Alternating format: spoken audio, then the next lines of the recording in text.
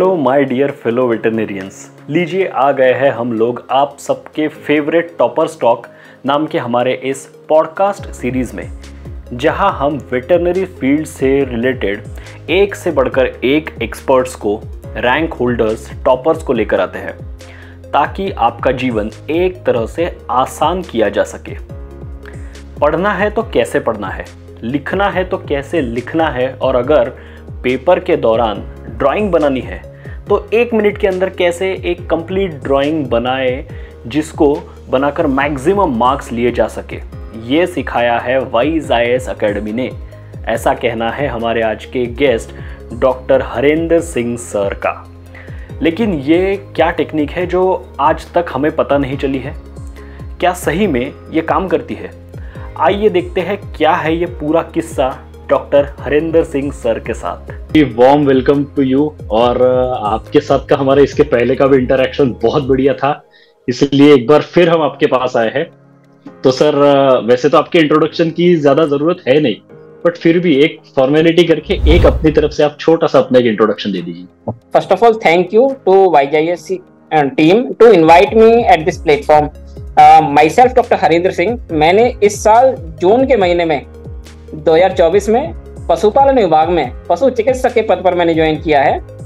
और मैं YJS का हार्टफुल दिल से थैंक्स कहना चाहूँगा कि उन्होंने वेटनरी फ्रेटर्निटी को, वेटनरी साइंस स्टूडेंट्स को HPSC के एग्ज़ाम के लिए जो रिटर्न का एग्ज़ाम था, UPSC का एक वास्ट सिलेबस था, उसमें से ये बताया कि क्या नहीं पढ़ना है और ये बताया कि पढ़ना है तो पढ़ना कैसे है, लिखना है तो लिखना कैसे है, और एग्जामिनर के दिमाग में कैसी चीज़ें होती हैं, वो क्या चीज़ें होती हैं जो वो एक आंसर में देखता है। जैसे भाई ड्राइंग हम बनाएं तो ड्राइंग बनाना ऐसा पॉसिबल नहीं है। ये हम कहते हैं कि पेंसिल ले जाओ या इस तरह से बनाओ, वहाँ पेंसिल अलाउड ही नहीं करते, तो कैसे करोगे? ठीक है, तो ड्राइंग बनानी है पेन से बनानी है, और पेन से भी बनानी है तो इतनी सिंपल बनानी है कि वो 1 मिनट के अंदर बन जाए। हम ड्राइंग में ही 10 मिनट लगा देंगे तो फिर क्वेश्चन कैसे पूरा होगा? तो ये चीज़ें डॉक्टर अंकित बिस्ला ने बताई हैं, ये चीज़ें डॉक्टर अमन बिस्ला के जो एक्सपीरियंस है उससे हमें पता लगा है।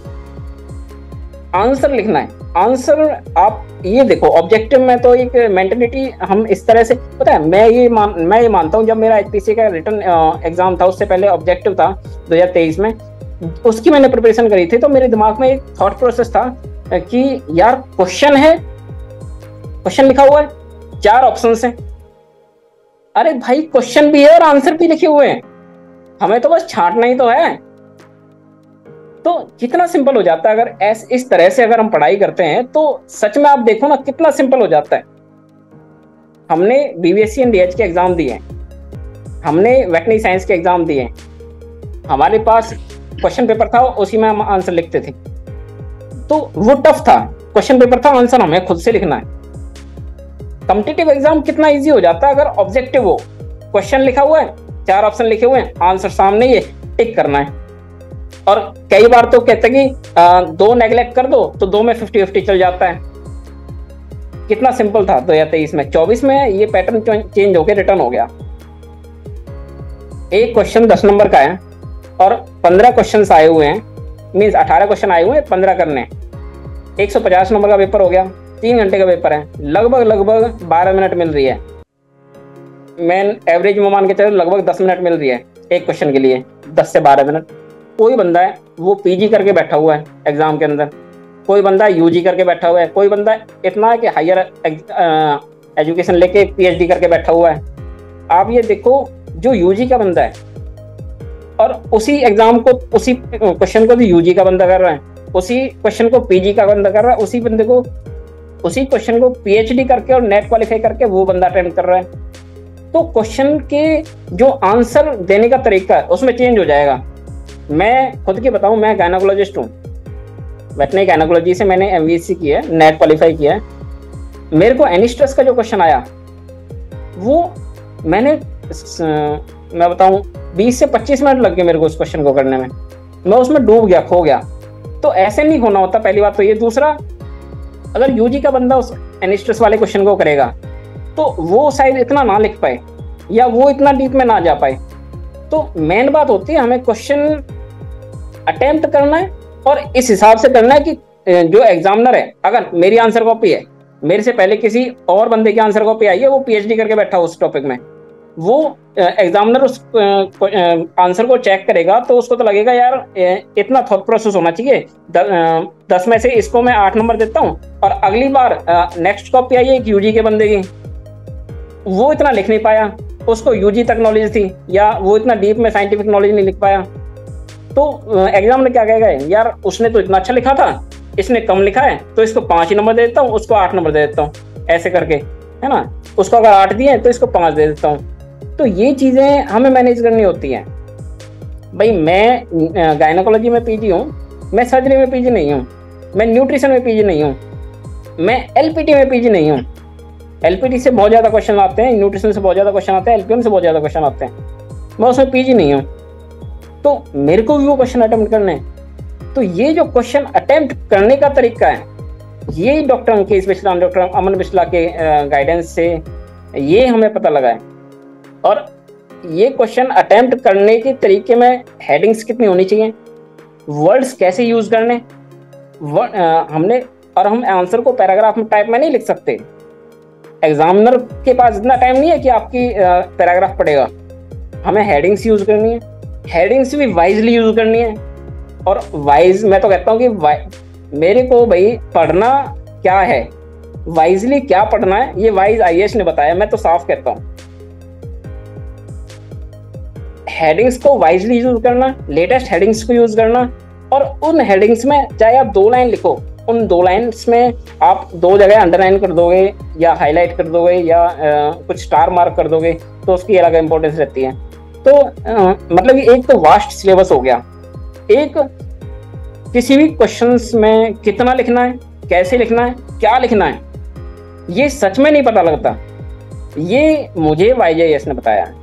और मैं तो कहता हूँ कि जिसने भी वाईजेएस से एक बार हमारी पुरानी वीडियोस भी देख ली यूट्यूब पे, वो दोबारा देखेगा। मेरे पास ऐसा था, मैं प्रैक्टिस करता था और मैं क्या कहते हैं, गवर्नमेंट प्रोजेक्ट में लगा हुआ था, मोबाइल वेटनरी यूनिट में लगा हुआ था पहले। तो मेरे पास इतना टाइम नहीं था कि मैं पूरा दिन दे पाऊँ या फिर एक 15 से 12 घंटे या 12 घंटे या मैक्सिमम टाइम दे पाऊँ मैं एग्जाम। तो मैं क्या करता था, जितना भी मेरे पास टाइम था उसमें तो मैं थ्योरी पढ़ता था। उसके बाद मोबाइल वेटनरी यूनिट में जाऊँ या फिर अपनी जॉब पे जाऊँ मैं, तो वहाँ क्या करता था, जो डॉक्टर अंकेश बिस्ला, डॉक्टर मधुर शर्मा, इनकी जो वीडियोस थी उनको मैं सुनता था। ये मेरे पास कहाँ गया, ये मेरे पास स्पीकर था, सॉरी ईयरबड्स थी, क्या कहते हैं, बुक्स मैंने ऑर्डर की थी, बुक्स से मैं पढ़ता था। रूम पे तो मैंने पढ़ लिया, थ्योरेटिकल पढ़ लिया, उसके बाद मैं सुनता रहता था कान में लगा के, ईयरफोन लगा के। अगर मैं रूम पे हूँ तो स्पीकर लगा के सुनता रहता था। तो मैंने वीडियोस को सुना बहुत ज़्यादा है, मैंने पढ़ा शायद कम है, सुना बहुत ज़्यादा है, क्योंकि मेरी आदत रही है, मेरा ये मानना है एग्ज़ाम में रिकॉल पावर जो होती है वो ज़्यादा काम आती है। दूसरा ये क्या कहते हैं, रिटन एग्ज़ाम है, राइटिंग की प्रैक्टिस में लोग लगे हुए थे। एक दिन में लोग 3 पेपर कर रहे थे। 3 घंटे, आप 3 पेपर करने का मतलब है कि 9 घंटे आप सेटिंग कर रहे हो। 9 घंटे लगातार तो कर नहीं सकते, 2-2 घंटे का बीच में गैप भी लेना पड़ेगा। 9 घंटे ये हो गए और 3 पेपर हैं तो लगभग 2 गैप भी अगर लें तो 2-2 घंटे का 4 घंटे ये हो गए। 13 घंटे का आप रिटन एग्ज़ाम प्रैक्टिस कर रहे हो। मैं उसको ज़्यादा प्रेफर नहीं करता। मैं ये नहीं कहता गलत है, गलत नहीं है, मैं उसको प्रेफर नहीं करता। मैं क्यों नहीं प्रेफर करता, मेरा ये मानना है कि आप अगर रिकॉल कर पा रहे हो तो आपको लिखने में दिक्कत नहीं है। आप केवल लिखते हो इसलिए हो जिससे कि टाइम मैनेजमेंट हो जाए। आपको ये पता होना चाहिए कि मैं इस क्वेश्चन को इतने टाइम में कर पा रहा हूँ, नहीं कर पा रहा हूँ। बस हम रिटर्न प्रैक्टिस करते हैं इसलिए कि हम टाइम मैनेजमेंट सीख सकें। हमें रिटर्न प्रैक्टिस करने से ज्यादा चीजें गेन नहीं हो रही, गेन हो रही है रिकॉल करने से। आप शांत बैठे हुए हो, आप किसी टॉपिक के ऊपर सोचने लग जाओ कि यार मुझे कितना रिकॉल हो रहा है, वो ज़्यादा जरूरी है। रिटर्न प्रैक्टिस आप रिकॉल कर पा रहे हो। मान लो मेरा एक टॉपिक है, मान लो एनिस्ट्रस को ले लेता हूँ मैं। एनिस्ट्रस मैंने टॉपिक ले लिया, उस पर अगर मैं 15 मिनट तक अपने मन में ही सोच पा रहा हूँ, बना पा रहा हूँ, समझ पा रहा हूँ, तो मेरे को ये नहीं है कि भाई रिवीजन बाद में ज़्यादा करना है। मेरे को ये है कि ये टॉपिक मेरा क्लियर हो गया। उसके बाद क्या है, अब मेरे को ये देखना है कि इसको मैं कितने टाइम में लिख सकता हूँ। उसके लिए रिटर्न प्रैक्टिस चाहिए। मैं बताऊँ, मैंने केवल 4 या 5 बार मैंने राइटिंग प्रैक्टिस की है। मैंने लास्ट के महीने में, जैसे कहते हैं लास्ट के महीने में हम राइटिंग ही करेंगे, बस हमें रिवीजन नहीं करना, हमें नई चीज़ नहीं पढ़नी। मैंने जो पढ़ा हुआ था मैंने केवल वो रिवाइज किया, सुना है बार बार। मैंने लिख के देखा केवल शायद 3 से 4 दिन, मैंने इससे ज़्यादा लिख के भी नहीं देखा। लास्ट मोमेंट था, जैसे 7 अप्रैल का एग्जाम था, 7 अप्रैल 2024 का, तो ऐसे कहते थे 3 अप्रैल के बाद लिख के देखो, बस मैंने नहीं लिख के देखा भाई। 3 अप्रैल के बाद तो मैंने बिल्कुल नहीं लिख के देखा। क्यों? क्योंकि अगर मैं रिकॉल कर पा रहा हूँ 3 अप्रैल से 7 अप्रैल को मेरे को मैंने क्या किया, 3 अप्रैल से 7 अप्रैल को मैंने ये किया, जो मैंने पढ़ा हुआ है वो मुझे याद आ रहा नहीं आ रहा। क्योंकि एग्जाम में क्या होता है, ब्लैंक हो जाते हैं। मैं बताऊं, एग्जाम में क्वेश्चन आता है और होपलेस हो जाते हैं स्टूडेंट्स की, यार क्या करें। बस वो मोमेंट क्रैक करना है, और वो मोमेंट क्रैक इसलिए होगा क्योंकि हम उस चीज को रिकॉल कर पा रहे हैं। अगर हम रिकॉल कर पाएंगे तो वो मोमेंट कुछ भी नहीं है। ये चीज है, बस मैं तो ये कहना चाहूंगा। तो सर, जो स्ट्रेटेजी थी आपके पढ़ने की, वो आपका उसमें कितना रोल था? और डॉक्टर अंकेश सर का, जैसे आपने मेंशन किया यहाँ पर, कि काफी बड़ा रोल रहा है स्ट्रेटेजी से लेकर रिविजन्स, नोट, सब कुछ, सारा role 100% role doctor Ankesh Bisla और वाईजेएस टीम का है। मैं ब्लाइंडली फॉलो कर रहा था, सच में। मैंने तो डॉक्टर अंकेश बिस्ला को, जैसे ही मेरा एग्जाम हुआ, मैंने रिटर्न में भी लिखा व्हाट्सएप पे, मैंने की doctor Ankesh Bisla and YJS team, thanks to you all. क्योंकि ना मैं बताऊं, 2019 में मेरी डिग्री हुई थी, 2019 के बाद 24, एक तो 5 साल हो गए। दूसरा, एक 2021 में पीजी कर रहा था, तो पीजी में गायनी में ही फोकस था, किसी और चीज़ की तरफ ध्यान ही नहीं दिया। भाई न्यूट्रिशन भी पढ़ना होता है, इस तरह से करके। और उसके बाद नेट किया तो गायनी में सारा फोकस था। उसके बाद एक 2019 के बाद क्या है कि यूजी का सिलेबस से मैं अनटच था, और अचानक से उस वास्ट सिलेबस को पढ़ के खोल के बैठ जाना, वास्ट सिलेबस को ऐसे टॉपिक ढूंढना, उसमें ढूंढने में ही लग जाते हैं। फिर मैंने ट्राई किया था कि यूनिवर्सिटी में जाके फोटोकॉपीज अरेंज कर लेता हूँ, first year, second year, fourth year, इस तरह से जो 5 साल के स्टूडेंट्स हैं उनसे उनके सिलेबस ले लेता हूँ, है ना। एक तो वो इतना ज़्यादा मटेरियल था, बहुत ज़्यादा मटेरियल था। मैं बताऊँ, हर साल के आप नोट्स इकट्ठे कर रहे हो, एक तो इकट्ठे करने में रह जाओगे, कुछ ना कुछ कमी रहेगी, ऐसा लगेगा कि यार ये भी नहीं आया, ये नहीं आया, इस तरह से करके। दूसरा, एक तो नोट्स की प्रॉब्लम आ गई, दूसरा आपके टाइम कंज्यूम हो रहा है, आप इधर उधर भाग रहे हो, आप हर किसी से ये पूछ रहे हो कि यार क्या पढ़ना चाहिए। सबसे पहली बात जो थी वो है मेंटरशिप की। आपको वन स्पॉट सॉल्यूशन मिले। जो वन स्पॉट सॉल्यूशन जो दिया वो वाइज आईएएस ने दिया। यहीं पे आप अपने डाउट्स क्लियर कर लो, यहीं से आप नोट्स ले लो, यहीं से आप कुछ भी, भाई सर में दर्द हो रहा है या रिवीजन कैसे करूं, या फिर इस तरह से, मतलब कुछ भी पर्सनल इश्यूज वो सॉल्व कर लो। पूछ लो कि यार क्या कहते हैं, आज तो मेरा पढ़ने का मन नहीं करा, आज तो मैं इतना डिप्रेशन में चला गया, आज तो मेरा सिलेबस पूरा नहीं हुआ, मेरा टारगेट पूरा नहीं हुआ, मुझे इतना करना था, इतने घंटे पढ़ना था, मुझे तो घर वालों ने कुछ काम दे दिया, मुझे तो यहाँ जाना पड़ गया, मुझे सिजेरियन करना पड़ गया, मुझे क्लिनिक में जाना पड़ गया, ये ट्रीटमेंट आ गया, इस तरह से आ गया। तो वो जो डिस्टर्बेंस था वो बैलेंस करने का काम भी डॉक्टर अंकेश बिस्ला ने किया। मैंने भी पर्सनली जैसे मैसेज कर लिया कि डॉक्टर साहब इस तरह से ये दिक्कत आ रही है, कैसे पढ़ें, इस तरह से करके, तो हम सब ने किया है। ऐसे personal issues, personal problems, personal जो क्या कहते हैं स्ट्रेटजी जो है, वो जो गाइडेंस जो है, ओवरऑल वन स्पॉट गाइडेंस जो है, वन स्पॉट सॉल्यूशन जो है, वो वाईजेएस टीम ने दिया है। और वो मतलब कि मैं तो कहता हूँ अनबिलीवेबल है, अद्वितीय है, वो कोई नहीं कर सकता, सच में नहीं कर सकता। मतलब कि मैं खुद भी सोचता हूँ कि मैंने वीएलडी कॉलेज में पढ़ाया था, वीएलडी कॉलेज में जब एग्जाम चलते थे तो मैं सोचता था कि यार इनको ऐसा करा दूं, रिवीजन क्विक रिवीजन से करा दूं, तो वो इतना जल्दी पॉसिबल नहीं हो पाता किसी एक बंदे के लिए। भाई मैं खुद से सोच रहा था कि इनको सारे सब्जेक्ट पढ़ा देता हूँ। वीएलडी स्टूडेंट्स थे जो मैंने 7-8 महीने काम किया था, वीएलडी कॉलेज में पढ़ाया था, मेरे घर के पास था, हथीन में था, पलवल डिस्ट्रिक्ट में ही था। तो इस तरह से करके, और मैं समझ सकता हूँ कि कितना क्रिटिकल टास्क था। डॉक्टर अमन बिस्ला बताते थे, डॉक्टर अंकित बिस्ला बताते थे कि हम नोट्स तैयार कर रहे हैं, टाइम से अवेलेबल हो सकें सभी को। बुक्स भी अवेलेबल उन्होंने कराई, एक शॉर्ट पीरियड में बुक पब्लिश करना, और उस टाइम में यहाँ हर एस्पिरेंट्स तक पहुंचाना, हर कैंडिडेट तक पहुंचाना, ये बहुत बड़ा टास्क था। मैंने भी बुक्स के लिए फिर मैसेज किए थे डॉक्टर साहब को कि डॉक्टर साहब बुक्स नहीं आई है, कब तक आएगी, एग्जाम पास आ रहा है, इस तरह से करके, मतलब इस तरह से चीजें थी।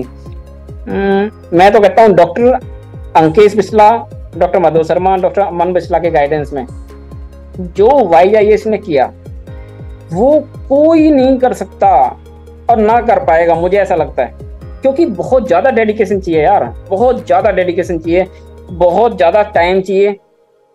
मैंने देखा जैसे ही डिले हो रहा था, जैसे ही नोट्स तैयार कर रहे थे, तो एक दिन डॉक्टर अमन बिस्ला ने यूट्यूब पे सभी को बताया भी कि हम इस तरह से प्रिपेयर कर रहे हैं, हमें इतना टाइम लग रहा है, हम इस तरह से डिलीवर करा पा रहे हैं, इतने वन स्पॉट सोल्यूशन दिया है YIS ने। और मैं तो सच में होल लाइफ थैंकफुल रहूंगा, और मैं तो सच में सभी से यही कहूंगा कि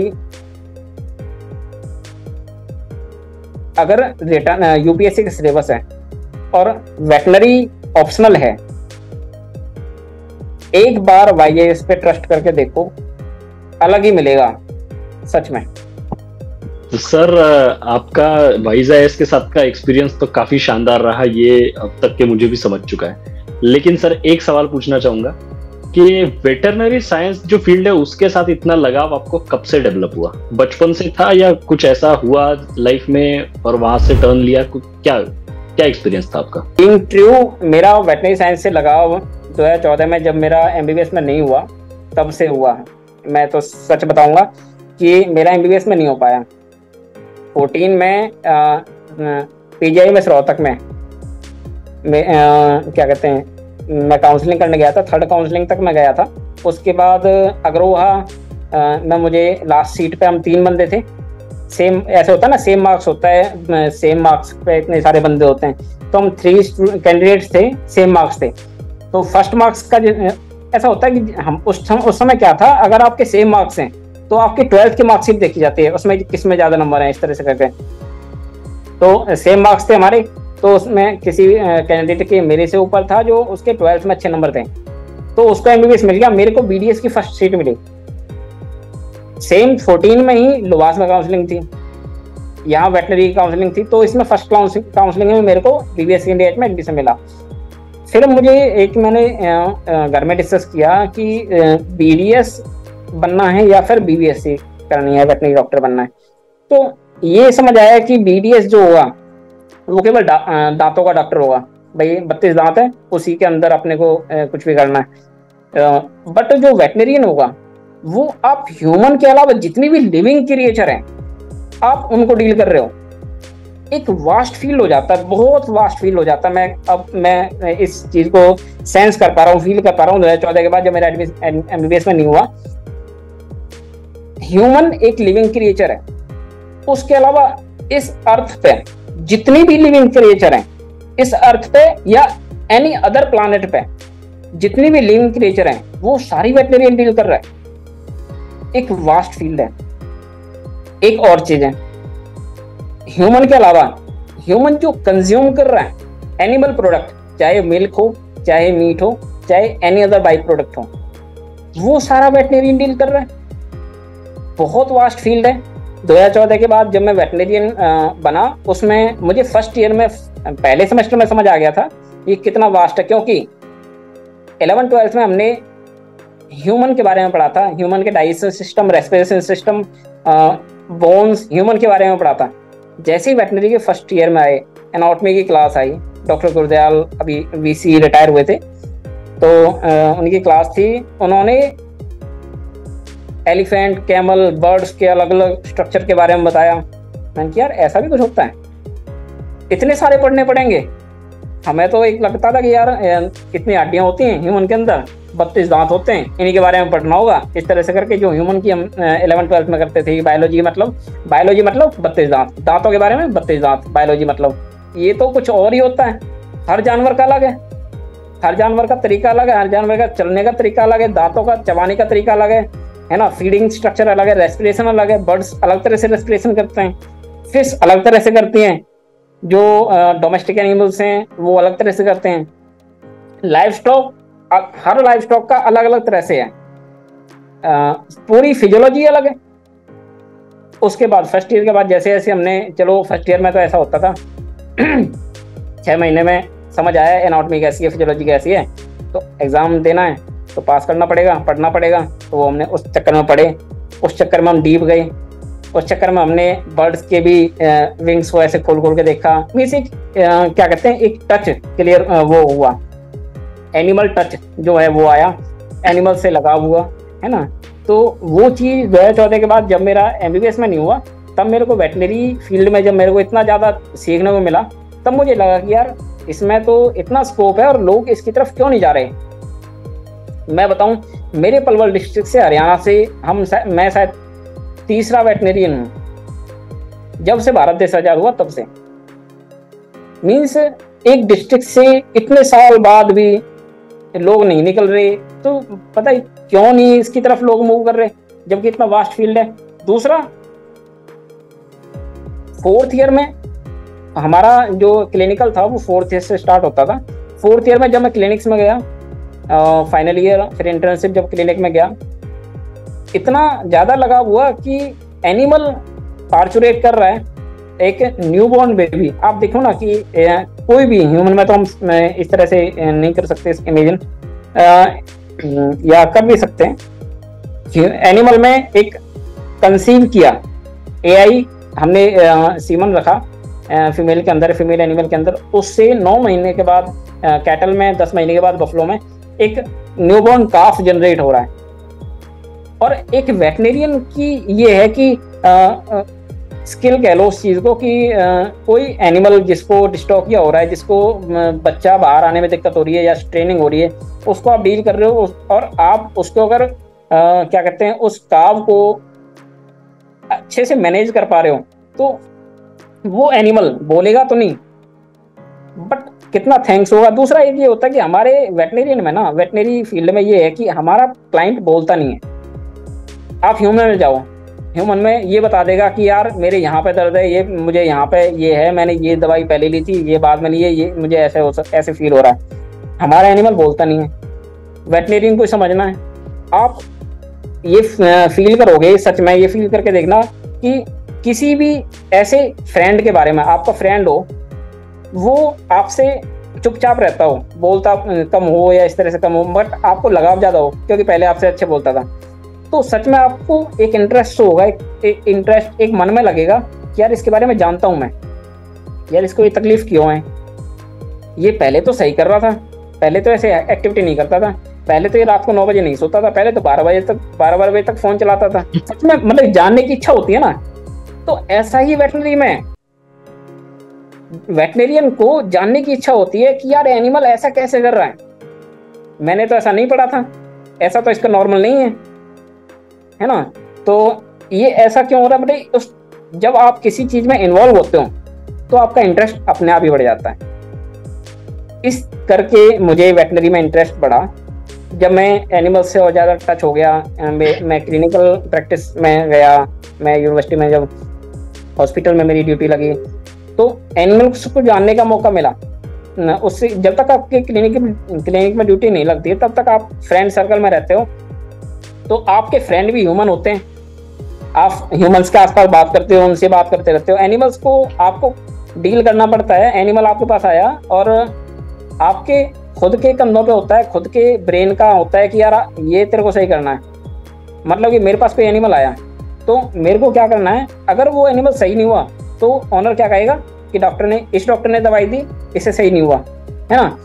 अगर सही हो गया तो ऑनर क्या कहेगा, यार इस डॉक्टर से इलाज कराते हैं, अगला भी कोई पड़ोस में होगा तो इसको बताएंगे, इसके पास ले जाते हैं। तो मतलब कि खुद के ऊपर जब कंधों पे बाहर आता है ना, तो इंटरेस्ट होता है कि यार ये लगता है कि यार ये करें, जब किसी चीज को जानने की इच्छा होती है, खुद इन्वॉल्व होते हैं जिस चीज में, उसी में ही इंटरेस्ट बनता है, आगे भी बढ़ता है। इस करके मेरा जो है वेटनरी में ये बना।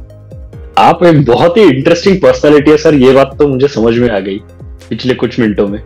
और इसी की वजह से मुझे लगता है कि आपका जो पैशन भी है ना जानवरों के प्रति या फिर ओवरऑल एक हेल्थ के प्रति, वो दिखता है। और इस वजह से आप एक बहुत अच्छे डॉक्टर होंगे, ये मैं यहाँ से बैठ के बोल सकता हूँ। जो पेशेंट है वो बोल नहीं सकता है, पर मैं इतना बोल सकता हूँ आपके पैशन में से कि हाँ जरूर आप काफी बहुत अच्छे डॉक्टर हो गया। वही कर रहा हूँ जो मुझे अच्छा लग रहा है, और मैं कुछ नया नहीं कर रहा। मैं अपने आप से कहता हूँ कि मैं कुछ नया कर रहा हूँ, मैं कुछ नया नहीं कर रहा।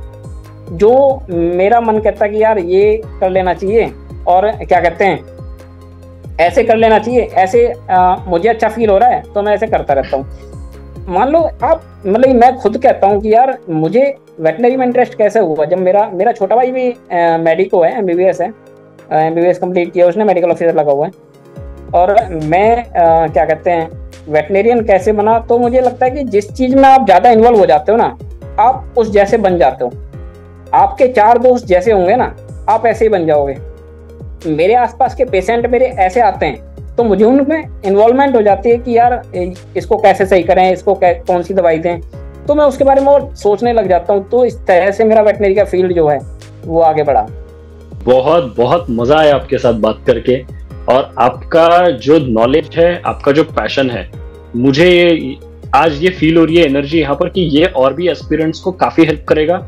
और अगर इसमें से मान लीजिए कुछ एस्पिरेंट्स को भी अगर हम सही दिशा में गाइड कर पाए, तो आई थिंक हमने आज काफी कुछ अचीव कर लिया है यहाँ पर। ये मानता हूँ कि जो पर्सन एक एनर्जी भी होती है, मैं तो ये कहता हूँ डॉक्टर अंकेश बिस्ला, डॉक्टर मन बिस्ला और वाईजेएस की टीम में पूरी वो एनर्जी है।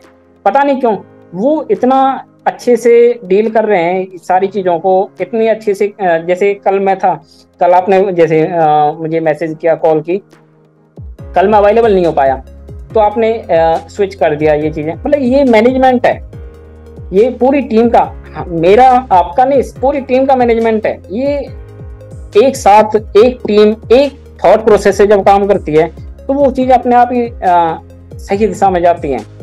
और मैं तो कहता हूँ कि जो पूरी कोरिलेशन एग्जाम की प्रिपरेशन की है, अगर एक एस्पिरेंट पूरी एनर्जी से पूरे कोरिलेशन करके पूरा एक एनवायरनमेंट को पॉजिटिव करके, हमें क्या होता है जब एग्जाम देते हैं तो हम हर बंदे से ये पूछते हैं कि यार हमें क्या करना चाहिए। ऐसा लगता है कि यार वो 2 पेज ज़्यादा पढ़ रहा है, वो उसके पास अच्छे नोट्स हैं, है ना, वो वहाँ से ले लो कुछ नोट्स, इस तरह से करके हमें क्या करना चाहिए यार, जो हमारे पास है ना उसको रिवीजन कर लो बार बार। मेरे पास वाईजेएस के कंसाइज नोट से इतने से, मतलब मैं अगर थिकनेस देखूं तो इतने से ही मैक्सिमम, बट उसको मैंने बार बार रिवीजन कर लिया ना, तो इसका मतलब मैंने गेन कर लिया। और एग्जाम में ना कभी भी सारा कुछ लिखना नहीं होता है, एग्जाम में उतना ही लिखना होता है जितना उस टाइम पीरियड में पूरा हो जाए, जितना उसमें पूछा है और जो एग्जामिनर को चाहिए। सारा कुछ नहीं लिखना हुआ, सारा कुछ तो एग्जामिनर को नहीं आता।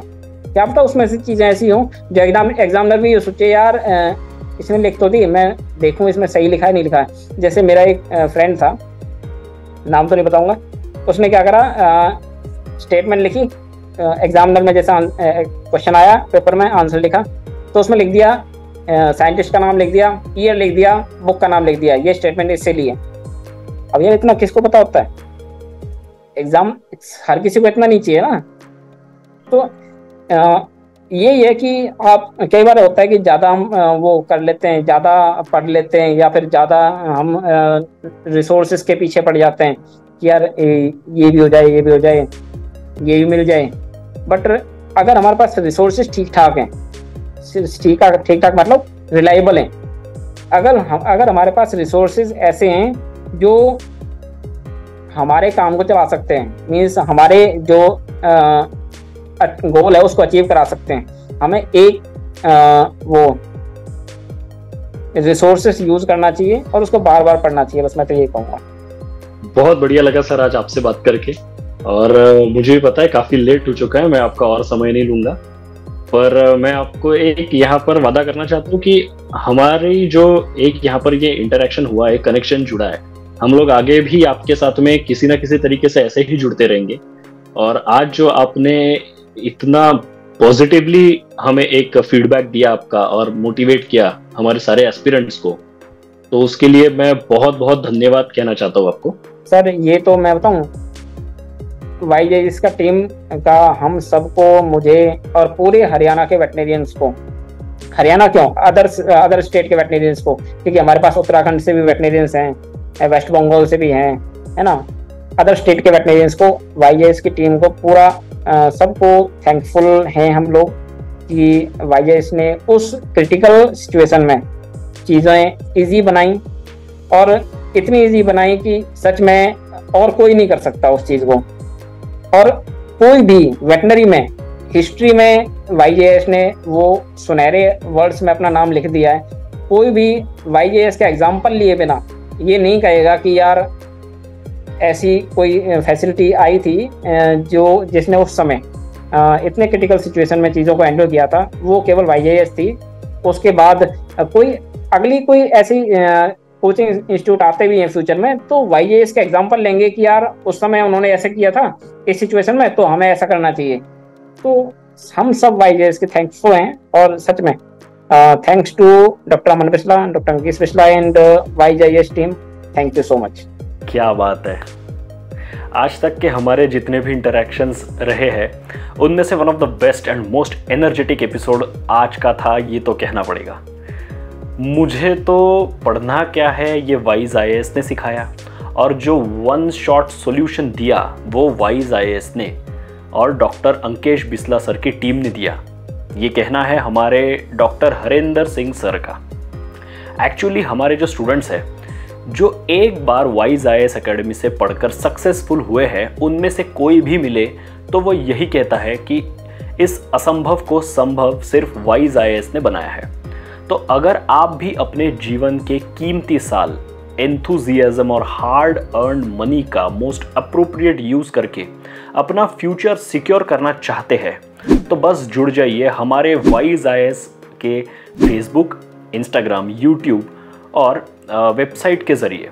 और साथ ही साथ आप हमारी वेबसाइट पर जाकर डिटेल में हमारे कोर्सेज के बारे में भी पढ़ सकते हैं। तो बस एक बार कनेक्ट कीजिए हमारे साथ और बाकी सब हम पर छोड़ दीजिए, क्योंकि even we know that now it's the high time to be wise, and so do not think twice.